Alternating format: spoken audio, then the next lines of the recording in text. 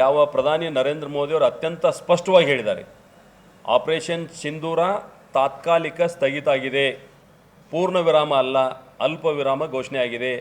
ನೀವೇನಾದರೂ ಬಾಲ ಬಿಚ್ಚಿದ್ರೆ ಮತ್ತೆ ವಾಪಸ್ ನಿಮ್ಮ ಮುಟ್ಟಿ ನೋಡ್ಕೊಳ್ಳೋಂಗೆ ಹೊಡಿತೀವಿ ಅಂತಕ್ಕಂಥ ಮಾತನ್ನು ಕೂಡ ಅತ್ಯಂತ ಸ್ಪಷ್ಟ ಗಟ್ಟಿದನೆಯಲ್ಲಿ ಪ್ರಧಾನಿಗಳು ಹೇಳಿರುವಂಥದ್ದನ್ನು ಕೂಡ ನಾವು ಸ್ವಾಗತ ಮಾಡ್ತೇವೆ. ಮತ್ತು ಅವ್ರು ಹೇಳಿರುವಂಥ 3 ವಿಷಯಗಳನ್ನು ಕೂಡ ದೇಶ ಅತ್ಯಂತ ಮುಕ್ತ ಕಂಠದಿಂದ ಪ್ರಶಂಸೆ ಮಾಡ್ತಾ ಇದೆ.